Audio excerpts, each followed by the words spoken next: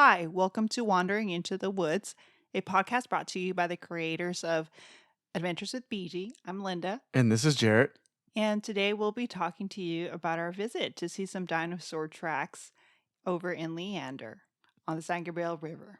So, when did Texas have dinosaurs? That's a pretty good question. I think we should start. I personally did not know until a few years ago that Texas used to be the habitat and home to dinosaurs. It makes sense. Obviously, the entire Earth was home to dinosaurs at some point or another. But growing up in South Texas, I never heard a lot about dinosaurs. But so when Jared said, "Hey, you want to go look at some dinosaur tracks out in Leander?" I said, "Definitely," because I haven't seen that many out here in Texas. And so as we were getting ready to go out there, I did start looking up the history of this area, and I'm going to heavily quote at homeinleander.com. And the website creator here, the realtor is actually Betty Signs, and I think it's her realty website. But she gave a really good summary of what this whole area in Central Texas used to be before. And it used to be basically, she talks about how during the Cretaceous period, I honestly don't know where that falls as far as the dinosaur timeline or the Earth timeline. But during the Cretaceous period, dinosaurs walked through the tidal flats and sank into the squishy mud, leaving footprints. Prehistoric ocean tides brought in clay and soft silt particles to fill the footprints. Our severe droughts in Texas baked the layer containing the tracks to become a hard limestone. The filler material eroded over time to expose molds of the dinosaurs' feet. I think this website very well summarized how these tracks were created. Mm-hmm. Now, what are they? They're a series of 12 very clearly printed dinosaur tracks, and what you see when you go there are just like I don't know, like a fork print is what I want to say. Like definitely a dinosaur that had three phalanges. It's toes. What would you call them? I They're don't know. toes. I guess. Toes don't stop being toes just because they're on a dinosaur. Anyway, so it had three toes. And according to this website again, at homeinleander.com, they are the footprints of I'm going to see if I can pronounce this, Anacrocanthosaurus. Nailed it. Crocanthosaurus. This was a carnivorous dinosaur.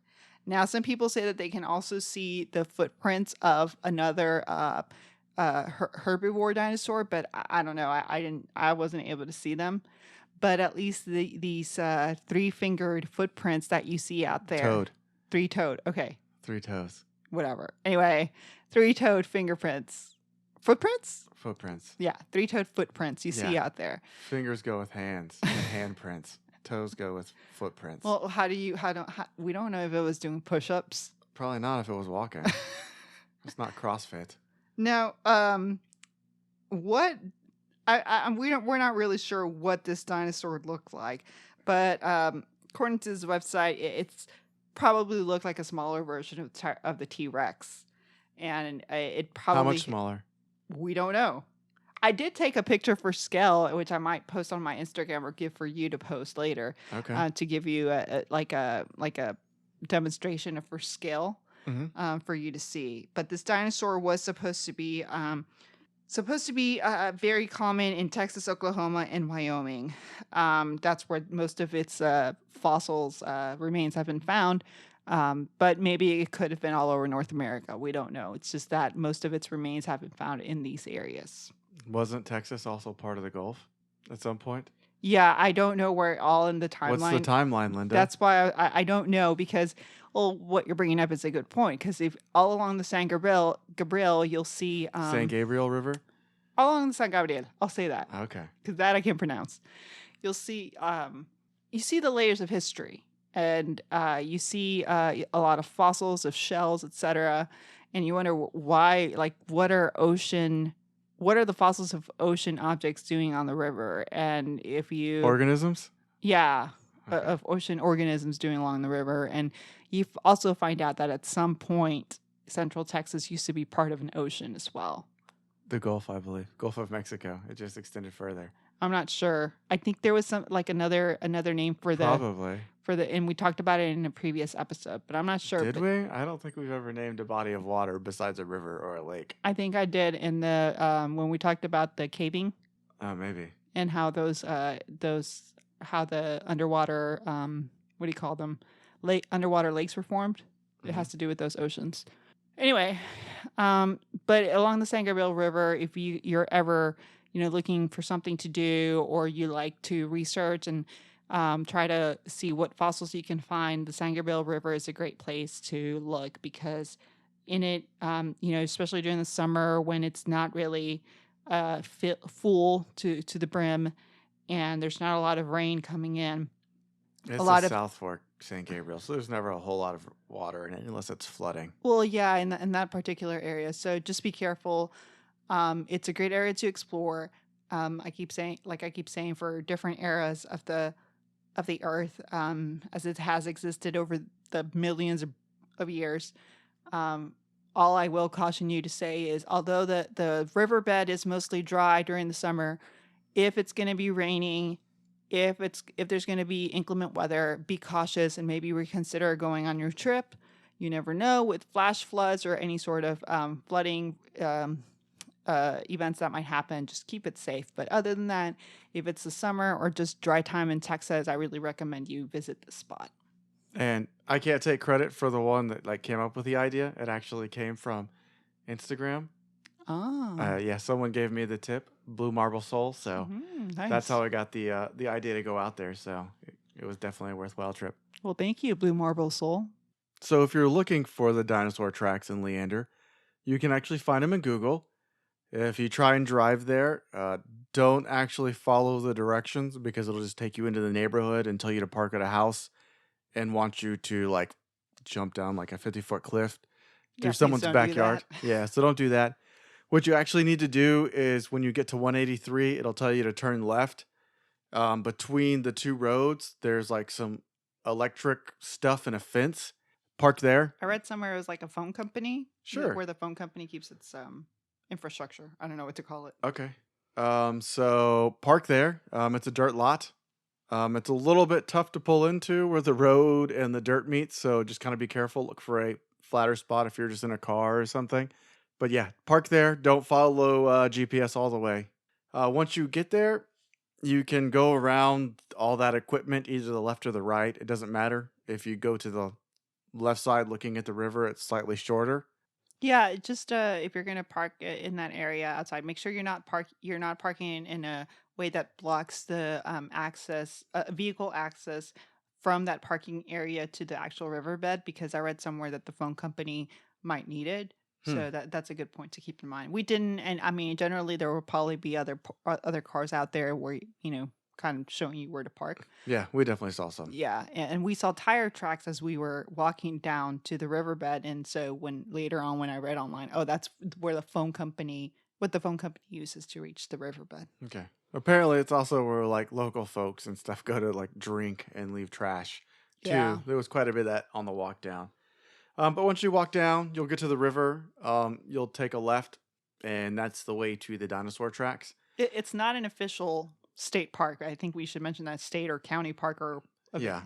It's the riverbed, literally the riverbed of the San Gabriel. Pretty much. So don't expect it to be maintained or have any benches, restrooms, etc. It has nothing of the sort. Yeah, there's nothing. It's literally the riverbed. As we talked about in the Narrows episode, it kind of falls under that same aspect where you're allowed to go down the riverbed because it's Texas Parks and Wildlife land.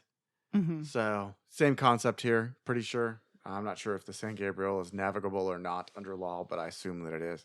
And that's what allows you to go down there. So once you get down off this, road and tire track, you'll hang a left and you're literally just on the San Gabriel riverbed. One of the first things that you'll come across is an old bridge that went across it. There's still some sections up, but it's got a gap. You can walk under it if you want, or you can walk in the gap where there's nothing over your head if you're scared. We didn't see any trolls. Nope. And there's not a whole lot of, when we went, there's not a whole lot of water there. It was very, very dry, except for, like a 1 foot wide stream pretty much flowing through the hard rock there, and it's all hard rock. So And we went in July of 2020, just FYI, in case you're listening to this later. yeah, so it's all hard rock. I don't know if it's limestone. I assume that's what it is, but it could be something else. I'm I not know a I read, and I think it's the same website that I referenced earlier. Linda the Um, geologist has the answer. yeah, it's limestone. Okay, It's limestone, and it's not the that's what Central Texas is. So at home in Leander says. Yeah, they talk about that because it's yes, it makes the trek a little bit slippery at times yeah, if it's wet, if it's real wet, slippery. but it's also what's helped us preserve those dinosaur tracks. Okay, so yeah, you'll get past the bridge. It'll be real dry in this section if you go on, low water times, and you'll just keep going. It'll surprisingly turn into full river. I don't know, about 200, 300 meters in for all you Yeah, metric people. it's not like deep all of a sudden It's though. not. Yeah. And so that's one of the things that a lot of people do is go out to the dinosaur tracks and swim. Mm-hmm. But it kind of spreads out surprisingly because it's like 1 foot wide and then it's like 15 to 20 foot wide. Right. And so you'll get to that part and you just kind of walk on the left side of the riverbank where there's more limestone. Mm-hmm. And you'll follow it through tall grass. And on your left, there's some high cliffs and things. Now we didn't run across any critters, but I did hear a critter following us for some of the trip. I did, but I don't know what it was. So just be cognizant, as always, when you're outdoors. Be aware of your surroundings. Do the frogs we saw not count as critters? Oh, true, and little fish. We did see fish and tiny little frogs. Yeah. So you'll walk down, but going back, you'll walk down the river bank for a while where it's real wide. Then it'll get narrow again, and you'll continue down. And at a river bend is kind of where the dinosaur tracks themselves are. It can be hard to miss. I kept my Google Maps open, just I'd have an idea. Yeah, but fortunately for us, it's only about a mile out once you start your I think it's like hike. a half a mile. Okay, if that. So It's about a half a mile. between So half a mile to a mile, and we don't want to be exact, but because the GPS was a little bit off as far as we know, and fortunately for us, a little kid with his family had already found those tracks for us, yeah, and he was busy marking them with water. And of course, it's times of COVID, we're trying to keep our distance and stuff, so everybody's wearing their mask, and he was busy trying to make sure that he could pour enough water into those dinosaur prints so that we could see what those prints look like. yeah. So if you want to take pictures or get a video, bring some sort of water container with you so you can fill up the tracks from the river themselves. It'll make them more noticeable and have more pop. So if that's what you're trying to do, is get some sweet pictures, have a way to put some water in them. It'll make them stick out a lot more. But when we found them, the family was there. We kept going down further to where the limestone kind of ended, and we would have had to wade to keep going upstream, giving that family enough time to get their fill of the dinosaur tracks and to, decide to move on. And so we got to the end. There's a little creek that comes into it, confluence. They've got it fenced off. It looked kind of like a cool area, but don't go there, I guess, because they don't want you to. Or if you want to keep going up the stream, just be prepared to wade. Or, sorry, not stream, but river. Yeah. After that, we turned around and started heading back. As we got back to the dinosaur tracks, the family was leaving, so we were able to get a couple of pictures. Yeah, and we mentioned about earlier, it's very few prints. I think there are a total of 12, and it's you see some other prints. Unfortunately I didn't take a picture of them. Those might have been the ones of the herbivore that's supposedly out there. Unfortunately, I didn't capture them, but you do see some other interesting shapes out there, and it makes you wonder, Yeah. what else was out here. So it's hard to tell what it is in limestone. If it's just a limestone Mm-hmm. hole or something that's been eroded away, or if it's another print. But yeah, so they're in a straight line, so you can tell that it was actually walking somewhere Mm-hmm. when you see them, and it goes towards the bank, and it just kind of ends where the limestone. There's like a little, I don't know, 2 foot, 3 foot cliff where they kind of cut off. I mean, what if it was doing traveler push-ups? It might have been, but I don't think it was. Yeah. So then after we got I don't know, some pictures. I mean, it looked like it was gonna rain, so we started going back. Once we covered the same area, it looked like everyone that we'd seen on the way out there was also leaving. Mm-hmm. But we decided that it wasn't raining, so we would go a little bit downstream, under 183. Right. That way, we were only able to make it about a quarter of a mile before the same issue happened, where we ran out of a bank on the side that was like limestone shelf or something. So it would have required us to wade.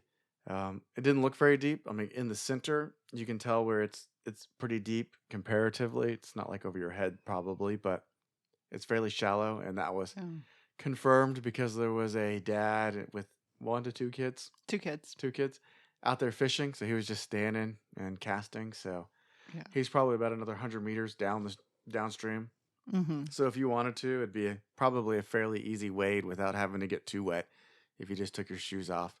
By that point, it had started sprinkling a little bit, and that limestone had got, fairly slick.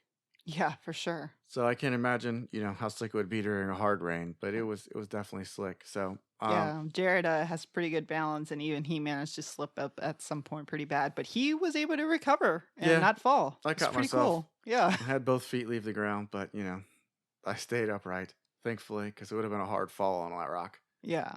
So yeah, with the rain, we decided to go back. We ended up going on the other side that we didn't come down on the bridge, and there was a bunch of wildflowers, just a little bit. So I took the time to kind of photograph them. And at that point, after I found like 5 various flowers and took some pictures, we were back at the car. Yeah. And that was the extent of our trip. Then we made the trip back home. Yep. So with this, with the trip, you can definitely make it educational. If you've, I would say this going back, this location is pretty family friendly. It's a good place to bring the kids to do some education, learn about dinosaurs, that kind of stuff, And swim friendly. and also to swim. And the final thing is, if you want to fish in the area, there seems to be small fish, but a lot of people out there are doing it. So family friendly, educational, swimming, and fishing, those are all available.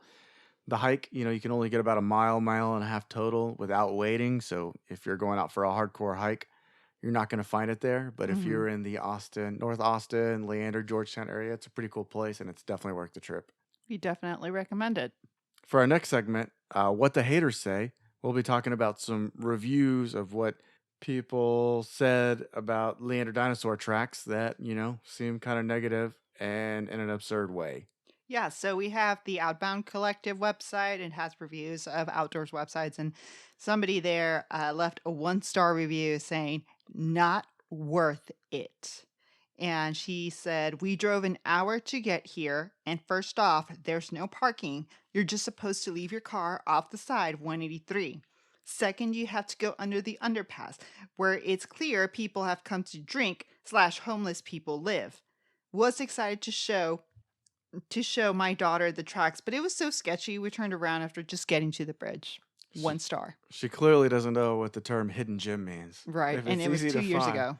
yeah, if it's easy to find, then I don't know. I guess the harder the find, sometimes the better the location. Yeah, and maybe we don't know what time of the day or night she went. I mean, definitely, I don't know that I would feel I would feel safe going out there at night by myself. I'd hope they wouldn't be going at night because Right. it seems kind of ridiculous unless you're specifically going for a night hike and they didn't sound like they were. Right. I'm just saying we don't know all the circumstances, but it did seem kind of like really, you're giving it a 1-star review and it's not even an official park. Yeah. Anyway. And then for our next one, it's a little bit of a confusing review. In quotations, "I don't like this place because it's a long walk," said the 7-year-old. In more quotations, "I approve and would give it 5 stars. Make sure you travel around the bend and look closely. It would be easy to miss the tracks," said the mom. 1-star review. Okay. That So- is confusing. Yeah, why would they give it a, I don't know, I don't like this I don't- place and a 5-star, but then give it a 1? I mean, at least meet in the middle. And then reference a 7-year-old child, and then you're like, who? What? Yeah, it's a little confusing. It ended up being a 1-star. Didn't make any sense to me, but there you have it. Wow. Looking for more opportunities to escape the quarantine? Read about some of Jared's and my adventures over the years at adventureswithbg.com. To see some of the pictures from our adventure over in Leander, to see the dinosaur tracks and other adventures, follow Adventures with BG on Instagram and Facebook. Those are the letters B and G at the end. As always, if you like this podcast, don't forget to subscribe or follow it in your favorite podcasting app. If you're listening on Apple Podcasts, please go ahead and leave us a 5-star review. That'd be really cool of you. Thanks for listening, and as always, stay safe as you wander into the woods.